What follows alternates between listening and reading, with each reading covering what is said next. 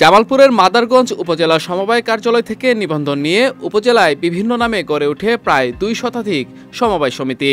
এদের মধ্যে মাদারগঞ্জ আল আকাবা বহুমুখী সমবায় সমিতি, শতদল বহুমুখী সমবায় সমিতি এবং স্বদেশ বহুমুখী সমবায় সমিতি অন্যতম। এসব প্রতিষ্ঠানে বিভিন্ন পেশার প্রায় ৫০,০০০ গ্রাহক হাজার কোটি টাকার আমানত জমা রাখেন। এর মধ্যে বেশি আমানত সংগ্রহ করে আল আকাবা এবং শতদল সমবায় সমিতি। শুরুর দিকে গ্রাহকদের নিয়মিত মুনাফা দিলেও বর্তমানে এসব প্রতিষ্ঠানের লোকজন টাকা নিয়ে গা ঢাকা দিয়েছে, আর এতে সর্বস্ব হারিয়ে মানবেতর জীবনযাপন করছেন ভুক্তভোগীরা। বিভিন্ন সমিতি আমাদের উচ্চ মুনাফা দেখায় টাকা হাতিয়ে নিয়েছে, ওনাদের আর খুঁজে পাচ্ছি না, ওনারা গা ঢাকা দিয়েছে।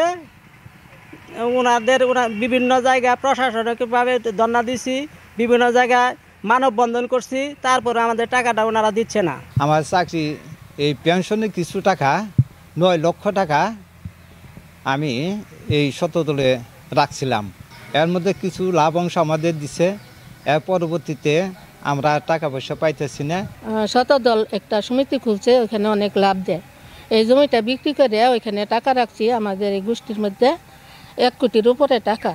সেই টাকা কিছুদিন মুনাফা দিছে, এরপরে থেকে মুনাফাও দেয় না, আসল টাকাও দেয় না, তাদেরকে খুঁজেও পাচ্ছি না।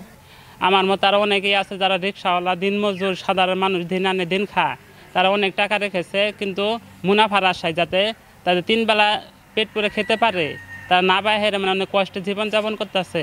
আমি তাই প্রশাসনের নিকট, অত্র এলাকার আশপাশে যতগুলো এলাকা আছে সবার নিকট সকলের পক্ষ থেকে দাবি জানাচ্ছি যেন প্রশাসন অতি দ্রুত আমাদের সকল টাকা যে কোনো উপায়ে উঠিয়ে দেয়। উপজেলা সমবায় কার্যালয়ের ২০২৩ সালের জুন মাসের অডিট রিপোর্ট অনুযায়ী সমবায় সমিতি আল আকাবা ৪১৮ কোটি ৭০ লাখ টাকা, শতদল ২২১ কোটি ৮৫ লাখ ৮১ হাজার ৫৫ টাকা, নবদ্বীপ ২৫ কোটি ৮০ লাখ এবং স্বদেশ বহুমুখী সমবায় সমিতি ৫৬ কোটি ৮৭ লাখ ৫৭ হাজার ৫১ টাকা আমানত সংগ্রহ করেছে। এসব সমিতির বিরুদ্ধে জেলা সমবায় কর্মকর্তাকে প্রয়োজনীয় ব্যবস্থা নেওয়ার জন্য বলা হয়েছে বলে জানান উপজেলা নির্বাহী কর্মকর্তা। সমবায় সমিতির এই সকল বিষয়ে প্রয়োজনীয় ব্যবস্থা গ্রহণ করার জন্য জেলা সমবায় অফিসার এবং উপজেলা সমবায় অফিসার মাদারগঞ্জ জামালপুরকে প্রয়োজনীয় ব্যবস্থা গ্রহণ করার জন্য আমি অনুরোধ জানিয়েছি। তবে এসব ভুক্তভোগীদের আমানতের টাকা উদ্ধারে কিছু করার নেই বলে জানিয়েছেন জেলা সমবায় কর্মকর্তা। আমার কোনো বক্তব্য নাই, এটা এখন আমার হাতে নাই। এগুলা তো নিচে কথা বললে কেমনে হবে?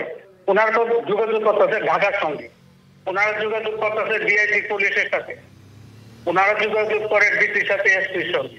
আমার হাতে তো কিছু নাই ভাই, আমার তো কোনো ক্ষমতা নেই আমার কিছু করার।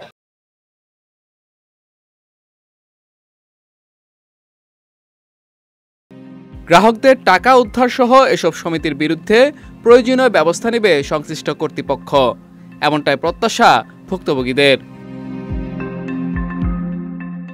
বিজয় টিভি নিউজ ডেস্ক।